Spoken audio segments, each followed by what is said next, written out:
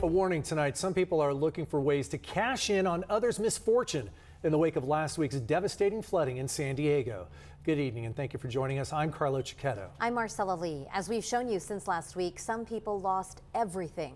CBS 8's Brian White is live in Southcrest tonight, where some homeowners were approached by house flippers in the wake of the disastrous flooding there. Brian?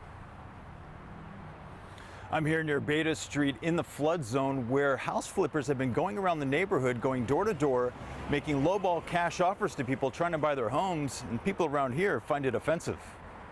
No, it's not right, man. Respect us. We lost a lot of stuff. Neighbors on Beta Street say people were coming around on Tuesday, the day after the flood, looking to buy homes for cash. I told them, what are you guys doing here? Don't you see what we just went through? And you guys already offering to buy homes? Gerardo Hernandez lives on Beta Street. He said two guys made a lowball offer to his neighbor. 100,000, that's what they were offering her, and it's worth more than that. They were offering 100,000 to neighbors. It's not right. It's not right what they were just doing. Tuesday after the flood, they were out here in the morning. Couldn't believe it. Neighbors tell me home prices in the area range from $600,000 to $700,000, a far cry from some of the cash offers being made. Many feel it's insensitive, if not predatory. If I have the authority, I will stop them. I will kick them out of the neighborhood. Ramon de la Mora lives nearby, and he doesn't like what he's been hearing. It is way too soon. It seems to me like it's an abuse, because if I didn't have any insurance, they came and offered me something, I might take it. Spencer Lugash, president of the San Diego Association of Realtors, wants to warn people to avoid making rash decisions. People who want to, quote unquote, flip homes, it's not an inherently bad thing. That provides a lot of benefit to people who need a quick sale or want quick cash. But of course, we never want people taking advantage of any type of situation, whether it's a natural disaster like these floods or somebody who may be suffering from a foreclosure issue. Meanwhile, neighbors on 42nd Street in Mountain View also find these offers distasteful. At least let the dust settle a little bit before you come try, take advantage of people. Now, granted, there may be some situations where taking a lowball cash offer may make sense for someone. It may be the only option for someone in a bind, but for the most part, people we talk to, they say it's not a good look for these companies. In fact, they find it distasteful and even predatory. Reporting live in Southcrest, Brian White, CBS 8. Might be dry now, but San Diego County is bracing for another storm arriving on Thursday. Chief Meteorologist Carlene Chavis is here now with more on when this rain is going to hit, what we can expect. Not what a lot of people want to hear right now. Exactly, especially a lot of people who are dealing with flood damage from just last week's storm. On Monday, we were dealing with a lot of heavy rainfall. Now we're gearing up for about 1 inch to 2 inches west of the mountains, and that's going to be on Thursday. When we set the clock in motion, I went ahead and started it Wednesday tomorrow, and then we advanced it a little bit more. You're starting to see some lighter to more moderate rainfall rolling in the overnight hours, but then there goes the heavy stuff. That's going to roll in by Thursday morning, 10:25. You're looking at the county dealing with moderate to heavy rainfall. We continue to hold on to chances into the afternoon hours. You're seeing a heavier pocket of rainfall for Palomar Mountain around 2:30 and lighter stuff for the south. Then we gear up for some spotty thunderstorm activity being possible. You're seeing that 6 p.m. on Thursday and still holding on to that until about 10:05. If you're thinking, oh, okay, maybe there's a chance, that chance is 100%. We are looking at moderate to heavy rainfall on Thursday. So you don't dry out slightly until you get to Saturday, and then we're gearing up for even more rain by the start of next week. So we're going to have all those details coming up in your complete forecast. Marcella. Thanks so much, Carlene. The county is providing free sandbags for people who want to shore up their homes and property ahead of the storm. Today we were at the Pacific Beach Recreation Center, just one of the many locations around the county. You will have to bring your own shovel in order to fill those sandbags with dirt. We have a full list of locations on our help button. Visit cbs8.com. An assistance center will be open again tomorrow in Spring Valley. It's the last day, so if you'd like to check it out, please head out tomorrow. Flood victims can pick up food at the county library on Kempton Street. You can also ask volunteers questions about getting more help. The center closes at 7 o'clock tonight and will reopen tomorrow from 10 a.m. until 7 p.m. We have more information on our website, cbs8.com. You can also find resources in Spanish right there on our main page.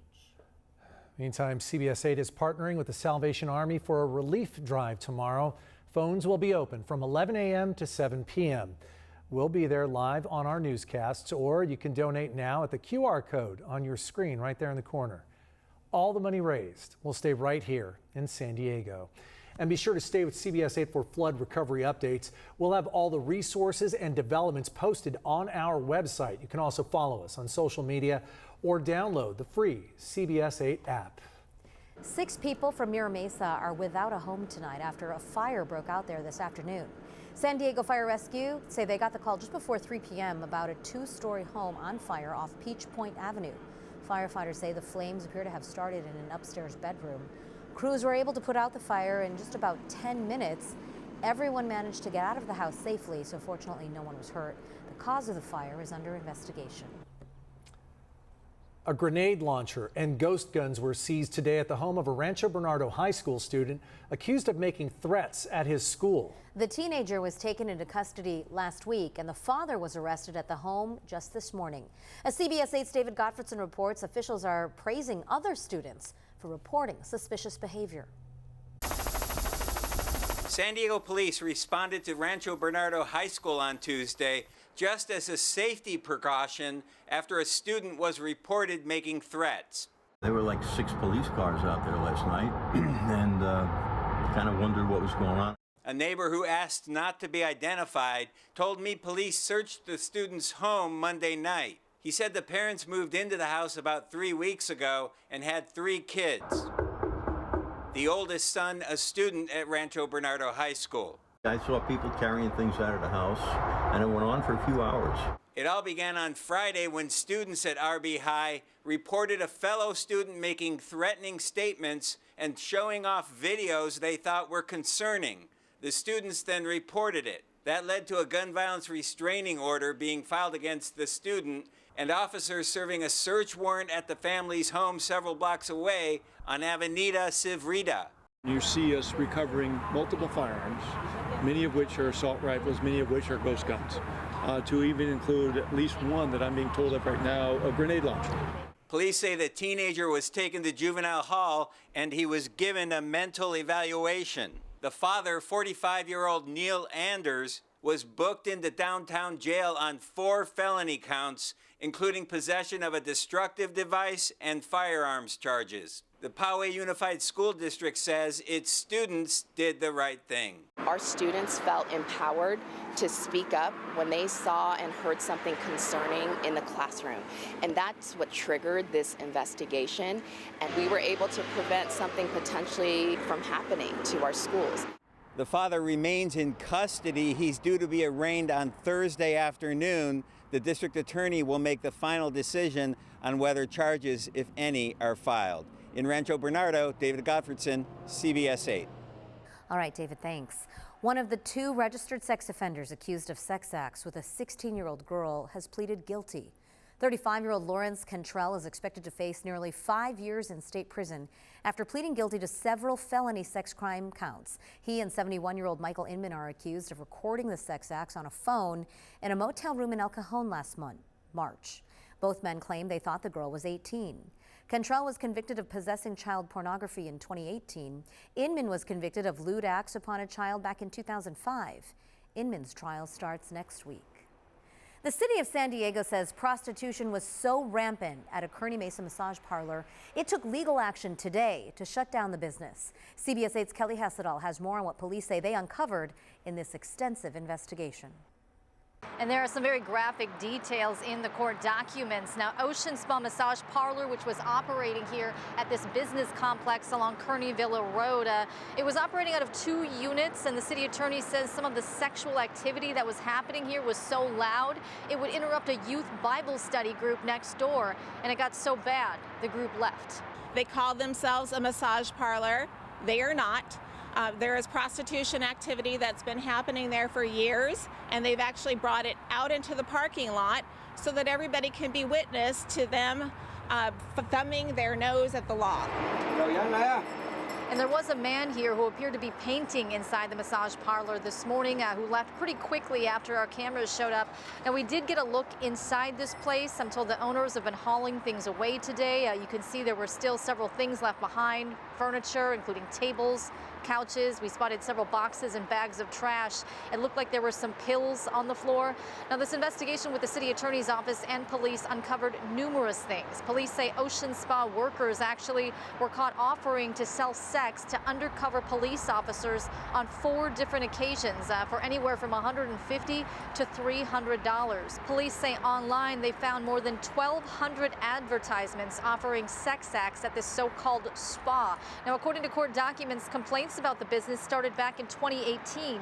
People complained about traffic at all hours of the day, sexual sounds coming from the premises, which were audible to nearby businesses, and female employees wearing sexually explicit clothing. Investigators say the sex acts were happening inside the business and also in people's cars in the parking lots. That Bible study group I mentioned actually terminated its lease at this site last fall because of the activity that was going on.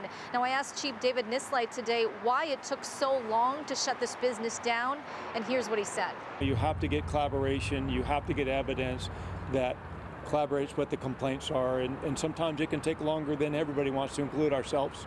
And the city attorney says there is evidence that some of the workers were actually sleeping here at the property, so there's also concern about human trafficking. As for criminal charges, I'm told one person was charged with prostitution, which is a misdemeanor. I'm told this investigation, however, is ongoing. Kelly Hessedal, CBS 8. Thanks, Kelly. Still ahead tonight, we visit another neighborhood where homes and businesses were damaged by last week's storms. Plus, the new clue that could solve the disappearance of Amelia Earhart from 87 years ago. And up next, why the Navy is easing its education requirements to enlist.